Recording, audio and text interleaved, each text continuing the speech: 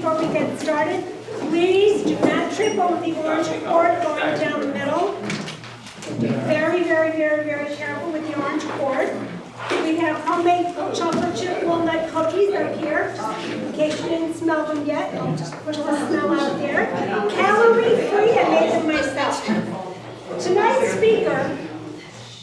speaker is Dan Wiles from the Canal Society of New York State and the Old Erie Canal Heritage Park at Port Byron. There are little flyers up here. I was just reading mine. It's dog friendly. I think that's great. So he is going to talk about the canal and its influence on central New York. All right, this is really, really exciting. And just as a little aside, our bank balance is a little more than it was the last time. We got more interest, $650 some odd. And this is going to be our last meeting of the season. But we'll talk about that at the end. Anyway, thank you so much, and thank you for coming, Dan. Thank you very much. Silence your cell phones if you would. Oh, yes. Thank you. Okay. So, thank you for that introduction. But I'm here to tell you, I'm not talking about any of that stuff. My name is Dan Wiles. My family founded, owned, and operated Mid-Lakes Navigation Company in Skaneateles for over 50 years. The family sold the company 3 months before COVID lockdown. In a career of not always having the right timing, we finished really well. So that was kind of nice. In the summer of 2021, I was asked to be park manager at the Port Byron Old Erie Canal Heritage Park, oddly enough located in Port Byron, and I'm still there. So when you come back from Rochester and you pass that park with the old lock over off to the side, that's our facility, which, yes, is dog friendly. I'm going to go a little bit faster. I'm a little discombobulated here. I've got a battery life. I'm not sure we have one extension cord that's going to the projector. So I don't consider myself a canal scholar, but I am a guy who knows a lot of different things about canals, right? And that comes from spending 35 years of my life as captain of that boat, which I hope some of you recognize. It went through Lock 24 500 million times. And so the Amita 2 spent a very long time on the canal, and it ran not just in the Syracuse and the Baldwinsville area, but also we went from Tonawanda to Albany to Oswego to Lake Champlain to Ithaca. We went all over the place. I have hundreds of thousands of canal miles under my belt. So how did the Erie Canal influence life in central New York? This assignment was harder than I thought, actually. But the answer is actually very, very simple. It's hard to find an aspect of life that the canal didn't affect. Trying to find an aspect of life that it didn't affect, very, very, very difficult. Basically, everything else it did. I need to give you a little background on how I put this together. Most of the times when I put a program together, when I'm done, it's way too long. So I go back and I said, okay, we're going to scale it down. So a day and a half ago, I scaled it down, and it sort of fit the time frame. And then I asked my boss, Craig Williams, who is a canal god, I said, can you send me some interesting photos to pump up my presentation a little bit? And he sent some of the most interesting photos of Baldwinsville that I had ever seen.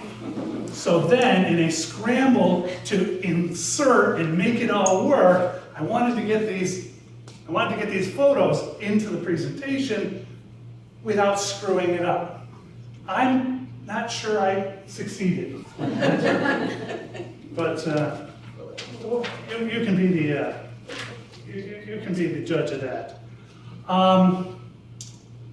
One cannot overstate the importance of the Erie Canal, not only to the early development of Central New York or the early development of New York, but to the early development of the entire country, and I would argue the development of the planet, because the impact of the Erie Canal is worldwide. It's not just Central New York, as much as we'd like to think that we're the center of the world. We really aren't. And the development of New York State probably would have taken a very different course, certainly a different timeline if the canal had not been built. We have to look at it that way. But when we look at the canal, and when we look at the histories of the canal, and we talk about the great things that the Erie Canal did for New York State, we need to remember that sometimes the influences that the canal had are not seen by everyone in a positive light. For instance, the Haudenosaunee people.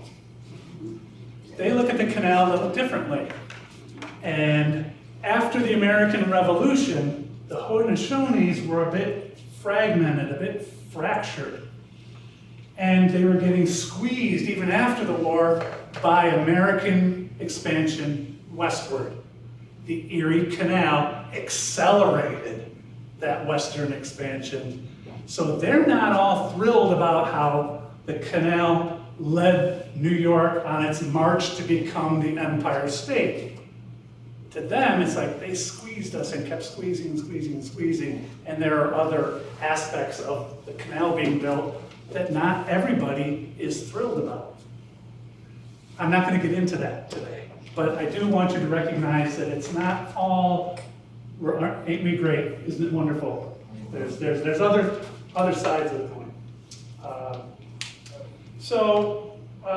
Before the canal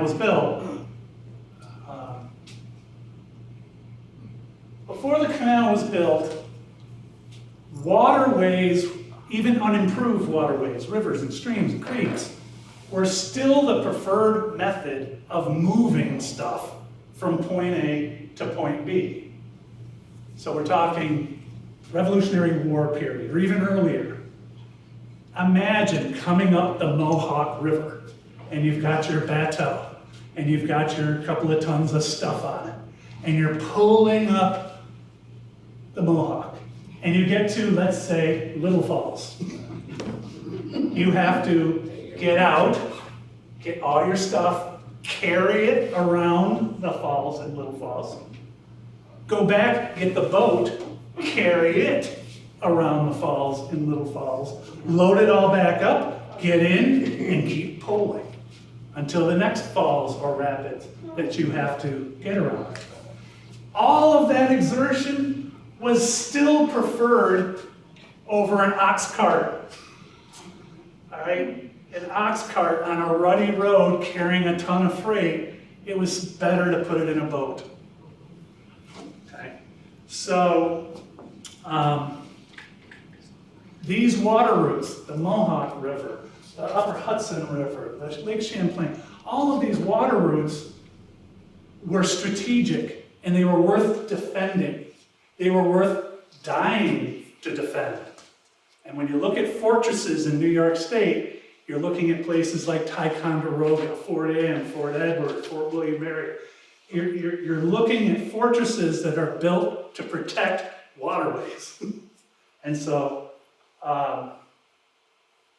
again, battles were fought over who controlled, because if you control the waterway, you control transportation and communication, you control the territory. Simple as that. But something better was needed. We needed to take these rivers and improve them, or possibly build a canal. Okay? So, I'm not going to get into the politics and the whole DeWitt Clinton making everything work. He's our hero, yes. And in 1817, they start digging the Erie Canal, 363 miles, connecting, wrong button, connecting Buffalo, Albany, and then down to New York City. Okay. It was an amazing achievement because it was done with no professional engineers, nothing. There were no schools of engineering. These guys, a lot of them started their careers as lawyers. They were well educated. They were smart. Yankee ingenuity kicks in time and time again. They have a problem. Let's analyze it. We'll fix it. We'll do it this way. And they end up doing it. And when you look at the benefits of this canal, the list just goes on and on and on. You're looking at the day the canal opens, the cost of shipping a ton of freight from Buffalo to New York City drops by 90%. There's economic impact. So that doesn't help just Central New York, it helps everything. And what I found in putting this program together is the story of Central New York is the story of Western New York. It's the story of Eastern New York. It's pretty much all the same. Everybody is benefiting from this waterway. So we have 90% drop in freight. So as a farmer, you have a market. You can get your stuff to market. Travel time is sped up by 3 times, 4 times in some instances, depending on what you're looking at. Everything is faster. It's faster, it's more efficient. You can put a lot more stuff on a barge than you can in an ox cart. Or a bateau, for that matter. So, canals don't like hills. My wife, over here, has heard me say that hundreds of times. Canals do not like hills. When you're trying to build a canal to connect, trying to connect the Great Lakes to the Hudson River, see all this dark stuff? Mountains, hills, mountains. New York State is blessed with this right here, the Mohawk River, which rises on the west side of these mountains and empties on the east side. No other state has that. And that provides a relatively level route from point A to point B.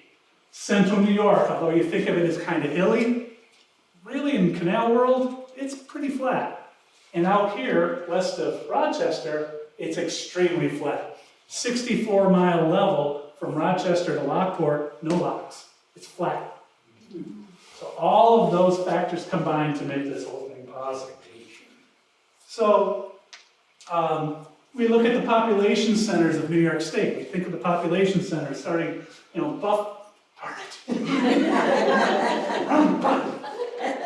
starting, Buffalo, Rochester, Syracuse, Utica, Rome, Schenectady, Albany, all the towns along the Hudson Valley, ending up in New York City. Even today, that's where everybody lives. That's where a majority of the population of New York State lives, and that's not a fluke. It's because people want to be close to this transportation route. You say, well, what about Binghamton? What about Watertown?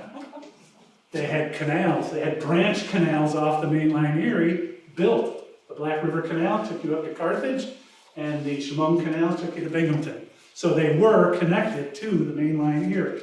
So almost every region of New York State, except really except the Adirondacks, Catskills, not so much. They were connected. And we had this canal mania going on. So things are going faster. Freight is getting delivered faster. Mail is being delivered faster. News is traveling faster. And with this news and the speed of news, ideas are also traveling faster. So along the canal route, let's get the right button first. Along the canal route, we have a lot of social movements. Here in Central New York and in other places, we have a very active abolitionist movement taking place along the canal. When I was starting to learn about the canal, I was kind of told, they talk about the Underground Railroad and its relationship to the canal, but really, what you really want to do if you're a slave, you want to go up. You want to get to Canada. You wouldn't be going this way. And the answer is, no, you would be going this way. Think about it. You don't have your AAA map. And if you can get to where you see the canal route, and you know if I take a left, it's going to get me to Buffalo and the Niagara River, and I can see Canada. There's a chance you're gonna figure something out. You're gonna figure a way to get there. Or getting across Lake Ontario. Anyway, recent talks that I've been to have sort of convinced me that, as a matter of fact, the canal system, even as regulated, as heavily regulated as it was still a pretty good link in the Underground Railroad. We also have the women's rights movement, Seneca Falls. Guess what, folks? Seneca Falls connected by canal to the main line Erie, the Seneca Canal, and those ideas spread along the canal system. Religious movements, and I think in particular the Mormons out in Palmyra. Well, all of that news and the ideas and the spiritual movement is getting spread very rapidly for the time. And all that is happening. It's the internet of its day. The acceleration in speed of all this stuff. It's the internet of its day. Now there's also downsides to rapid communication. And the one that jumps out to me is disease can spread very quickly. So a fever in Albany can make its way to Buffalo relatively quickly if it's not found out and taken care of. So what's the canal carrying? What is changing the way we live? Well, we've got the news. We've got an economy that's booming. We have entertainment. There are forms of entertainment running up and down the canal that weren't common prior to the building of the Erie Canal. Things like circuses. They had barge-supported circuses, and the circus would float into town and run. You had oddball exhibits like the guy who bought the giant whale carcass and put it on a barge, propped open the mouth so that you could stand in the jaws of a mighty marine beast, which probably didn't smell too bad at all. By the time I got to Rome, it smelled a little worse. By the time I got to Syracuse, not good at all. And by the time, there was a point where it was, I've read accounts of this particular exhibit. It sounds horrible. But here's my nickel, I'm gonna go see it.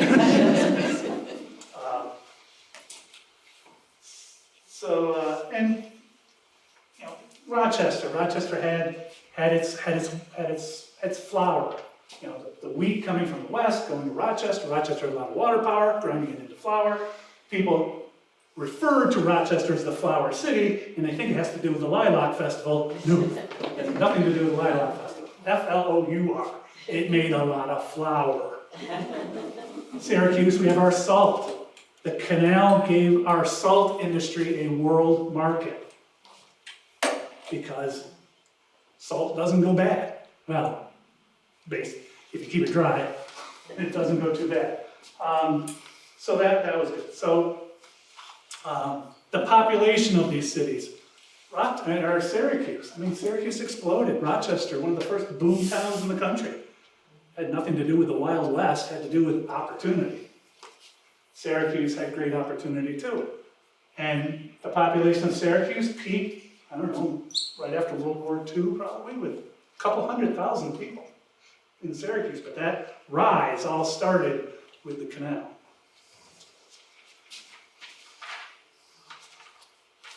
Then we get And this is what derailed my program. Let me get to Baldwinsville. And I mean that in a good way. The first canal opened in 1825. They deemed it too small the day it opened. So after 10 years, they started enlarging it. Between 1835 and 1860, they enlarged the canals. Those are the ones that go through Erie Boulevard in Syracuse. They didn't come anywhere near Baldwinsville. They went through Geddes. They went through Camillus. They went through Jordan. It didn't go through Baldwinsville, but Baldwinsville's canal history is older than the Erie Canal. I feel sort of that I'm preaching to the choir, and forgive me, please, but Dr. Baldwin, in 1799, left his very comfortable home in Little Falls with his wife, going to some new property that he bought in Ovid. He's coming through here. He gets to Baldwinsville. He stays, I believe, at the McCary homestead.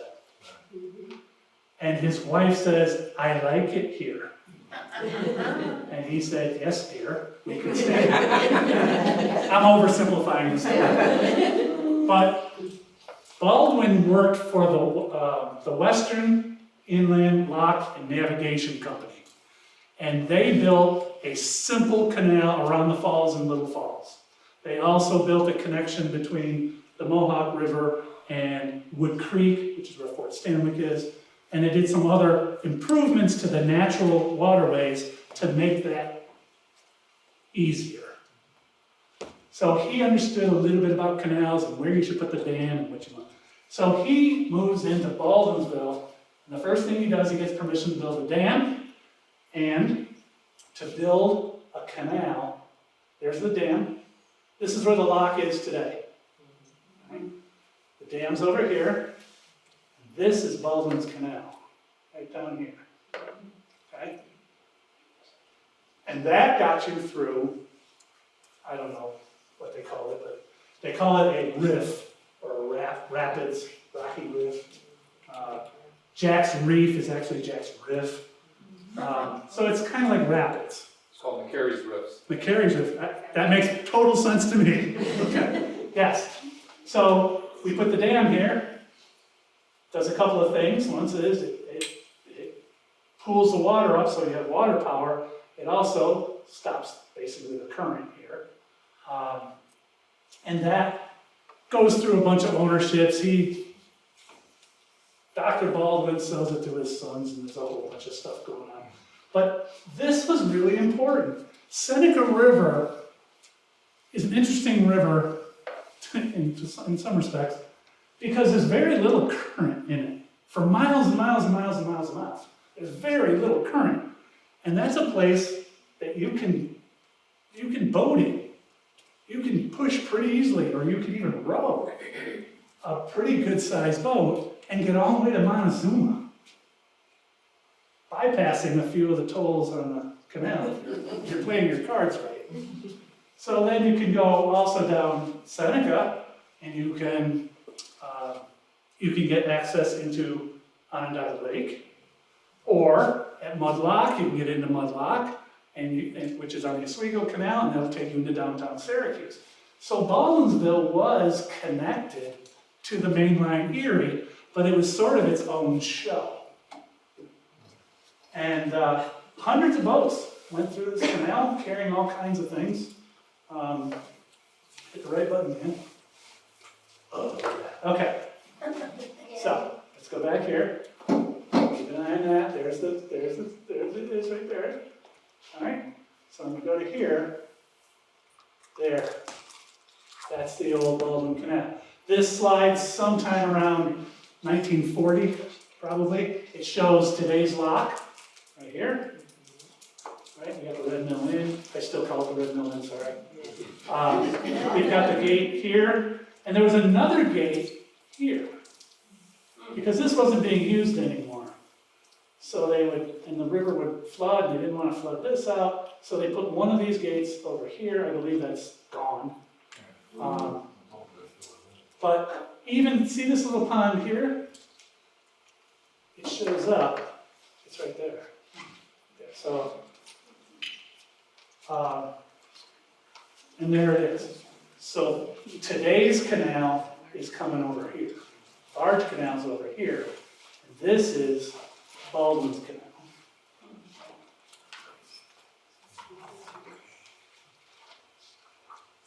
And this is interesting. Tobacco. Who would have thought that tobacco in central New York would be a commodity?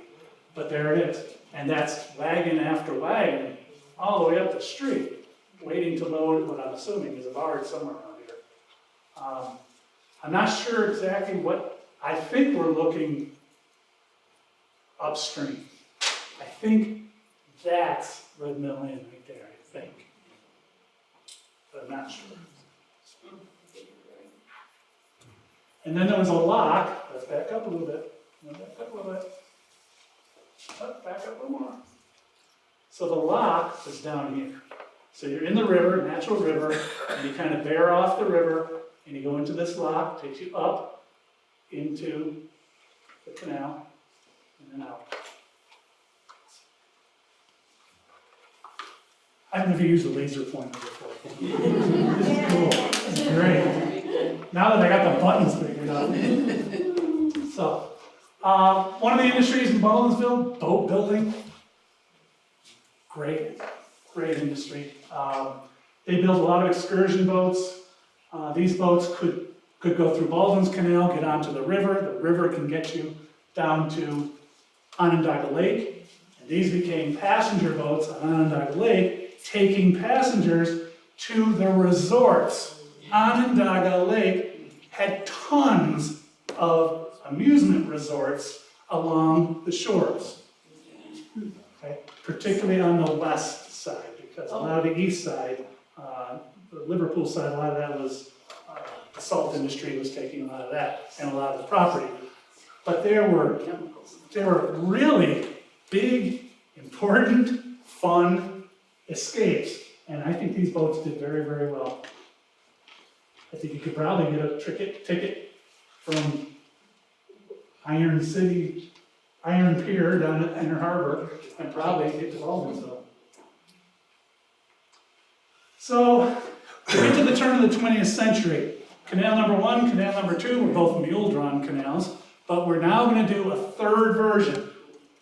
And we're not going to use a mule named Sal anymore because we're going to use steam power, and later the internal combustion engine is going to take over, and that's what's going to propel our new, latest, greatest electric concrete internal combustion engine canal. So downtown Syracuse, Erie Boulevard, is getting filled in. Baldwinsville is always a little out of phase. They're digging up Baldwinsville because the new barge canal is going to go right through. And it's mind-boggling. I don't think there's another town that, with the barge canal coming through, it went from almost no canal to here we go, we're going right through. I love this. This is what, by the way, that's lot 24. They're digging out the area for lot 24. Red Mill Inn, right there. Syracuse Street.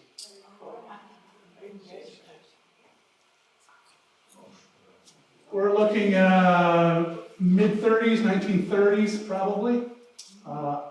Some sort of petroleum-based barge.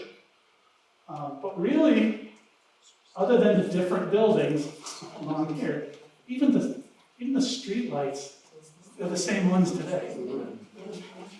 This cabinet is still there, except now the lock operator has a doghouse over here with his controls. Works like that. That's his office, Red Mill Inn, the old power plant there, and of course, that's all still there. This is October of this year. There it is, that's where the guy was standing. There's the office, there's the Red Mill Inn, it's all right. And look at the street lights. It's the same lights. Couple of things about lot 24. This is actually the low side, looking, let's see, up here is Syracuse Street, right here. This is the low side. Lot 24 was the first functioning lock in, see, I'm getting off track, right? Remember what my title was? Yeah, we're not doing it. It was the first functioning lock. They didn't have all the they didn't have the motors, they didn't have a lot of the stuff, but it could function. And a lot of contractor equipment was coming up the river, needed to be locked through. Not right here, but later in the timeline. Again, this is the low side. Just tons of equipment. And I can't imagine the disruption.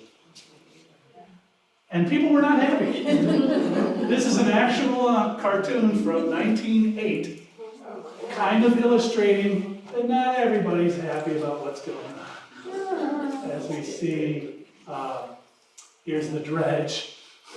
There's the donkey train taking all the dirt away. This is Syracuse Street, and of course the trolley has to be rerouted, and people are, these guys are stealing all the money. And it's not, things don't change really that much. Again, on Syracuse Street looking east, we have dredge, railroad tracks down the middle.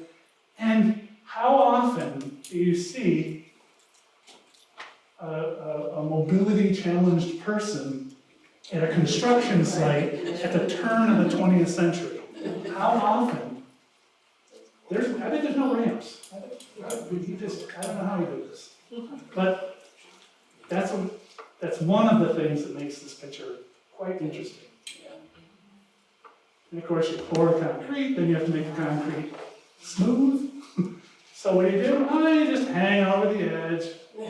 As my wife Lisa says, yeah, put a board on a rope, it's good. We're all good.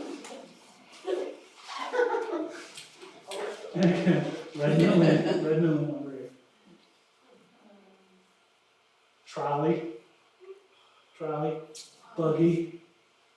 We're now looking about 1907 maybe, about that. So I mentioned lock 24 was the first lock to function. They didn't have all their stuff. The mechanical cabinets haven't been put in yet. So with chain falls and pulleys and come-alongs and things like that, they can force the gates open, and they can also lift and lower the gates. So that's what some of this A-frame stuff here is. A better shot, hopefully, there. So here, I don't know if you can see this, but this is a wrench. It's in the mechanism that's in the concrete, and one guy hangs onto this side. There's a wishbone. There's another one over here, and the two guys can wrench that wrench around and around, and that opens the gate. Oops. And again, the lights have been there forever.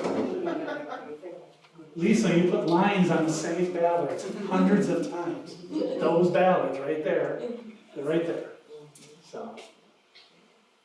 So I mentioned the boat business. I gotta kick this off. I gotta finish this off with the boat business, knowing my background. So when Mid Lakes, which started on Skaneateles Lake, decided to branch out into the canal in 1972. That's not it. Although this is a very interesting. This is what I call the Coast Guard's nightmare. A little overloaded. You got people hanging out the windows. I can imagine a very hot day, maybe a Sunday. And these are umbrellas, all these dark things, they're umbrellas, which leads me to believe it's not raining, it's hot. With all the windows open. But that's our boat, the PAC-B. Does anybody remember this boat? Do you? That's fantastic. It was only in town for a couple of years. My father bought it. It was one of the Uncle Sam's up in Alexandria Bay. It was the Uncle Sam 5. And my father was cocky enough that when he bought the boat and named it, he named it the Packet-1. You never name a boat the 1. It's always the Packet, and then there's the Packet-2. You never named the Packet-1, but he assumed there was going to be the Packet-1, the Packet-2, the Packet-3. We're going to have a huge fleet of these things. It didn't work out that way. But anyway, it was an interesting boat, little 49 passenger, built probably 1925. First thing we did was take the gasoline engine out, put a diesel in it so it wouldn't blow up. And that gave way to this. Okay, the Amita 2, when we bought it and when we first brought it to Baldwinsville, looked like this. Ugly! Really ugly. And what we did is we took it to, where else? Baldwinsville Boatyard. Where else are we going to take it? Baldwinsville. Boat building heritage, Baldwinsville Boatyard. And again, that's going out on the lake. Second year, that's a little better. We were able to make the windows bigger and we can close the front. Anyway. Then that's the boat that I took over in the 80s. And then we got this boat, the Ragtime, which became the City of Syracuse. Now that ran on a regular schedule through the locks in Baldwinsville for quite a long time, 15 years, maybe more. It was then, it was sold to the Cornhill Navigation Company. They ran it on the Genesee River in Rochester. And then it was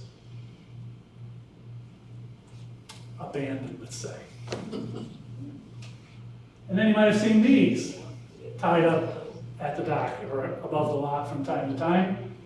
These are built by our family, Mid Lakes Navigation Company, built these in the boat building capital of Onondaga County, which is Bordino.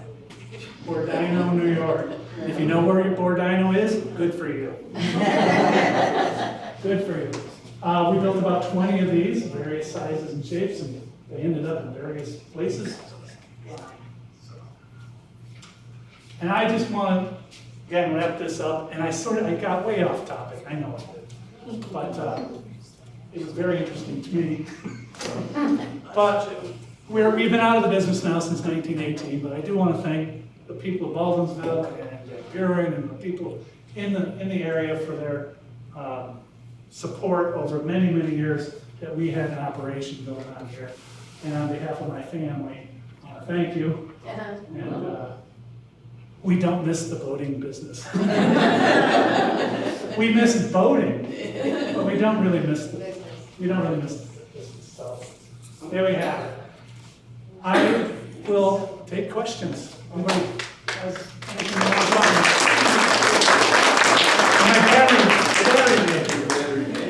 I was just going to say one thing. My son and 2 of my nieces worked on the Amita, serving passengers. How was that? Well, I think it was the Amita. It was in the about probably 10, 12 years ago. Okay, name. I need name. McMahon. Yeah. Holly Claire. Yeah. We were just talking about them yesterday. Yeah. Well, because the rumor is. So Do they owe you money or anything? Sorry to interrupt, but we were going through Lock 24 one day, and Dan was giving his talk on the Red Mill Inn, and I think Holly said that one of your relatives passed away in the Red Mill Inn when it was when it was an actual mill. And it creeped us out because every time we go through here, we're looking at your, relative's resting place. So do you know about that, or? I'm the family historian. I think I would know that story. I've got a few others, but we won't waste time. Well, they made it up. They probably made it up. Yeah. Made for a good trip through that day. It's a good story. Anything else, folks? Yes. Where was the Baldwinsville Road Works? Paper Mill Island. Oh. It was sort of next to the next to the power plant. It's kind of where the amphitheater is now. Oh, by the way, I suppose I can continue. Today, the canal today, and the influences of the canal today are most obviously felt in the tourism and recreation industry. When you think of the canal today, when I'm thinking of the canal today, I'm thinking of boating, I'm thinking of fishing, I'm thinking of trails and parks, hiking, I'm thinking of the amphitheater, both in Baldwinsville and on Onondaga Lake. I'm thinking of the Inner Harbor. I'm thinking of heritage tourism in general. We've got pieces of the original canal. We've got pieces of the enlarged canal. We have a barge canal, and it still functions. You can still go by boat from Lake Erie to the Hudson River. Get a boat, go do it, and I highly recommend you do, because it's fantastic. There's a lot of major parks. There's the parks in Onondaga, Onondaga Lake, and Witt, and Camillus, Paper Mill Island. If there weren't some boats, if boats couldn't be there, you'd still have Paper Mill Island. But it's a lot more fun when there's boats around. Angry Smokehouse. Yeah, there'd still be a restaurant there, but how cool if there's boats there too, and you can watch them go through the lock while you're having your barbecue. Lot 24 restaurant was very popular, same thing, waterfront. People are drawn to the water, and it doesn't really even matter what water. It doesn't really matter. And there are challenges, of course. We've got invasive species, we've got zebra mussels, we've got water chestnut, we've got all kinds of things. We have flooding issues. We're not going to go there. Someday, maybe, but we're not going there today. And there are challenges. It's not a perfect world. But Central New York has the densest boat population of any region of the canal. And it's the combination of Oneida Lake, Seneca River, Oneida River, and Oswego, right? So there's an awful lot of boating activity and boating options. From Baldwinsville, you're a day from a lot of cool places. You're a day from Seneca Falls, you're a day from Oswego, you're a day from Sylvan Beach, you're a day, whatever. I mean, it's a really interesting, strategic place to be. And I don't know what the economic impact of the canal is in the Central New York region, but it is substantial, I'm sure. You got your marinas, you have irrigation, there are orchards that draw water out of the river. That's a good thing to have. There are crazy people that water ski. Yes? Question. The Port Byron Heritage Place. Yes. We've been there 2 or 3 times. I thought it was great, but every time I go by it on the freeway, it's closed. It's closed for half the year. So That's like from November 1st to May 1st, it's closed. From May 1st to Halloween, it's open every day from 9 to 6. It's a great place. It's a great place, thank you. It is a great. I have a question. Go ahead. I'm not really sure how to say this, or, Okay. what do you think would be the biggest factor and about the approximate time when the canal being used as a commercial pathway started to really decline? The Good reason question. and the time. I know the railroads didn't do it because the railroads were around by the mid-1800s, and they took the passenger business first. Then they started to dig into the freight because they could run year-round, they could run right to your factory, they had a lot of advantages. But when it came to big bulk items like petroleum and aggregate and things like that, nothing can beat the efficiency of a barge. So we build, between 1905 and 1918, we build the barge canal. When it's done, there's no tolls. It's free. That shows the economic clout of New York State at the turn of the 20th century. That we're going to build a structure on the scale of the Panama Canal. And yes, I'll argue on that one. And all by ourselves, no federal money, just New York, all by itself. Why? Because we want one. Because Teddy Roosevelt wants one. And we're gonna build it. And so that is also viable. Again, petroleum was king. It isn't until 1959, the day they opened the St. Lawrence Seaway. Once the St. Lawrence Seaway is open, there's no need for any Great Lake product to come to Buffalo, get put on a barge to make its way to New York City in the world market. Didn't have to do that anymore. Stay right on that freighter, go right out the Seaway, do not pass go, do not collect $200, gone. That starts the decline, the rapid decline.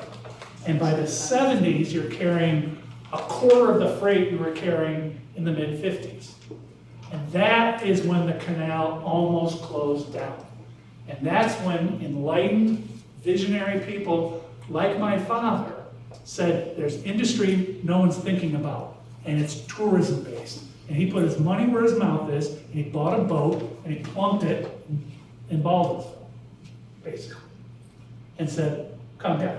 Where do you take them? Onondaga Lake. Are you kidding me? You're taking them out into Onondaga Lake? Yes, we are. And it was horrible. It really was. There is a green that you cannot describe. When that bow wave is cutting through there, it's a fluorescent, it's a weird, bright, awful green. But it drew attention to what was going on. And our company or other companies, we were always happy to help other businesses start, other boat businesses start, as long as they weren't right next door. But if someone in Fairport or somebody in Lockport wanted to get going, and they called my father, he'd get in the car and go and talk to him, go have lunch, and yeah, this is what we did. You don't have to do it. This is how we did it. So, did that answer your question? It sure did, Okay. yeah. Very specifically, thank you. Yes. I actually tell them about next year, because Baldwinsville is part of it. For those of you who don't know, next year is the bicentennial of the opening of the Erie Canal. 1825, the canal opened. There are bicentennial activities, some scheduled, but the biggest one is the canal boat Seneca Chief, which was the first canal boat through the system, carried Governor DeWitt Clinton on his triumphant voyage to New York City. A replica has been built in Buffalo, and it was taken out of its building shed today. In the water today. And they're going to take it out for some trials this year, but next year is going to be their triumphant journey through, and it will be there'll be a number of stops. It's going to be probably a 3 or 4 week journey. But one of them is in Baldwinsville. They're there for one day, right? And then they move to the Inner Harbor. Yeah, October and it's 3rd. gonna stay overnight. And they'll be in Baldwinsville at Lock 24. My guess is they will have an entourage of some kind with them. It's late in the season, so it's a little weird, but they're trying to be as accurate as possible because that journey took place in October. So stay tuned. Stay tuned. We're coming. It's coming. The Seneca Chief coming to a town near you. Anything else? Is that picture, Seneca Falls? That is Seneca Falls. That's Trinity Episcopal Church. It's just one of my favorite views on the whole canal. That could be Europe. That could be. Yes. It could be almost anywhere. And of course, there's one of our boat sites. Do they still have those packet boats? Yeah. We sold the company to another operator, and they're doing very well. They run out of Macedon, New York, which is west near Elmira. We used to see them here, but I haven't seen them in Cody. It's a long haul. They tend to rent shorter durations than we did. We were big into the week, and they're big into the 3 or 4 day. And in 3 or 4 days, you can't really comfortably get to Baldwinsville and back. So you go for a week, and then you lollygag. That's my word of wisdom. Anything else? Thank you very much. Very much.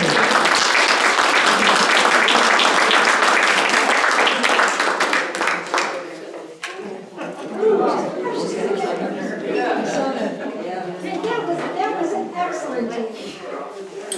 This was so interesting. Thank you so much. And I just want to remind everyone, this is our last meeting of the season. We will start again in September. Please make sure we have your emails before you go. We'll keep you appraised of what's going to happen next year. We also have some cookies up here, chocolate chip with walnuts. There's at least one for everybody, so take a cookie before you go. And get this nifty little brochure here, this little pamphlet for the museum in Port Byron. Yes. So you can go, and don't forget it's dog friendly. Martha, I just want to recognize Cindy Clark and PAC-B Oh, TV yes. for being here. Yes. They're going to film our meetings in the coming season and upload them to YouTube to their history channel, their history playlist. Yay. So Thank thanks you to very much.